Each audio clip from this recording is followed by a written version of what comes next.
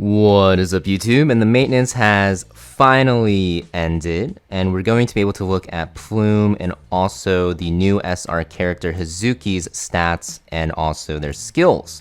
Now, this is going to be Plume's base stats.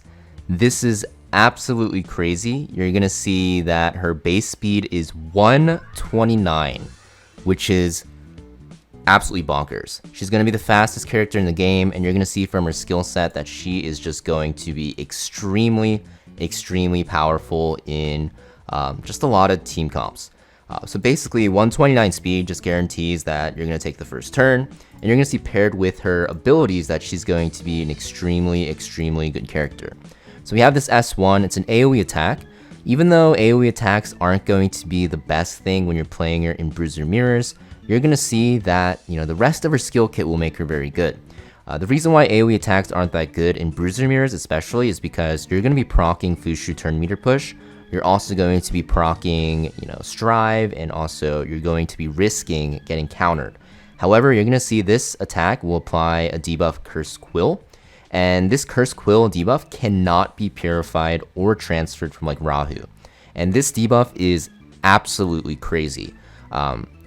6% damage taken increase up to 10 times at 10 stacks, and then 3 speed reduced, base speed reduced up to 10 stacks. So 30 speed down, 60% damage taken up. So yeah, you're gonna be risking pushing characters and also getting counterattacked. Doesn't matter. You're going to apply this extremely powerful debuff that can't get dispelled off, and it's gonna be good in Cleave. It's gonna be good in turn 2 because in Cleave, you're going to see the rest of her kit is just extremely powerful for it, and this is kind of like a bonus. But for Bruiser Mirrors, you're going to be just stacking this debuff, and it's going to be your win condition. So definitely an OP ability and passive, or not passive, debuff. This isn't even her real passive, which is even more broken, which is crazy. And it's a 100% chance to apply it on AoE.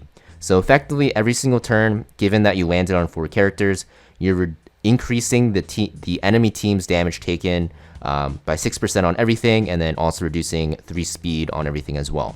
So you have to also keep in mind she's super fast, so she'll be applying this very often.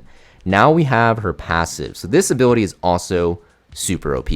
So whenever an Animus uses an active skill or triggers a passive skill, for each debuff inflicted to the enemy, you'll also have a 100% chance to inflict Curse Quill. So for every debuff that your team applies to the enemy team, you're basically going to be also applying Curse Quill. Curse Quill is going to act as like another debuff. So Hold in S3 will apply 2 stacks, right? Which is insane. So this makes it so that this stacks super fast. You don't even have to like stall games out long.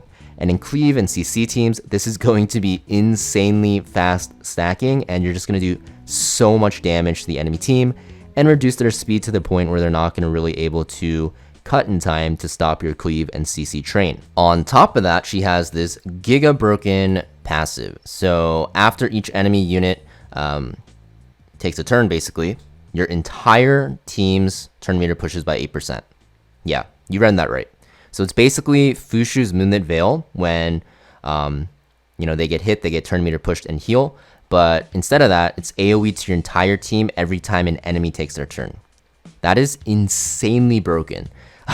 Like, I don't even know how to explain that. So basically, you're just getting turn meter pushed every single enemy turn. So yeah, this is going to make her really good, not only in Cleave and Bruiser, but like anti-Cleave, you can play her on a setup. Like, it's going to be insanely strong. Like, you could even run her on a full tank down, like Amber setup, and just use her passive to push your team and be very OP still.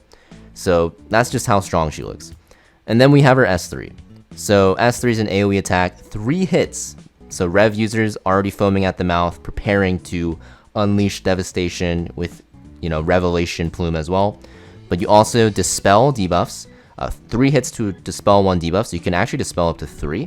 And you have a 45% chance to apply defense down and weakness. So basically, if you have max effect accuracy above your opponent, which is possible, right, especially in PvE, you have a 90% chance 3 times, which is absolutely crazy.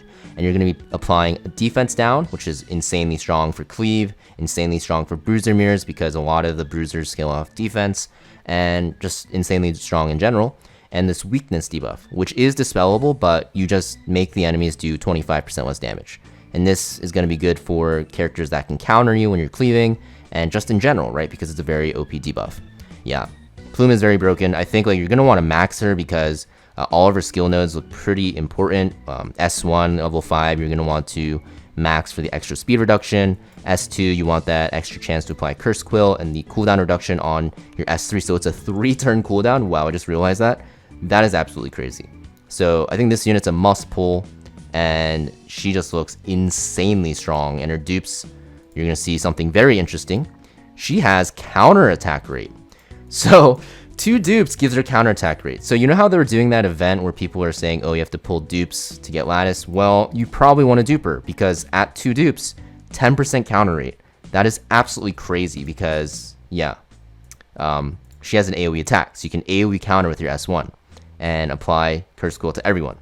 So, yeah, a lot of things going on. Looks like a absolutely batshit crazy unit. So there is that. Now we have Hizuki Mari.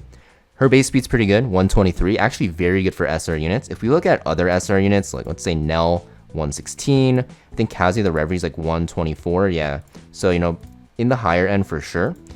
So she's gonna be easy to build fast, or easier than a lot of characters. Her S1, single target attack, the final hit has a chance to reduce target's turn meter, single target, so gonna be good for like some turn meter pushing back for CC comps when you really need it in clutch situations. But the biggest thing is her passive. So her passive Sphere makes it so that everything on the field, including enemies, get 30% attack bonus, and everything on the field also gets 30% reduced healing effects. So basically a way to speed up games, and especially when you're cleaving, especially into like, you know, Tiamats, for example, who will get less healing to transform less quicker, and like Sanya's and Fushu's so they can heal less, and like Ling Luo's, she's going to be absolutely amazing for cleave and turn 1 players. The only downside is your team only cannot receive attack buff, but the enemy can. But that's not going to really matter because when you're fighting against those tank down teams, they never have an attack buff really. So most of the time, you're the only one that would ever benefit from the attack buff anyways. So you don't have to actually worry about the attack buff because she just gives a huge attack buff passively and just reduces healing.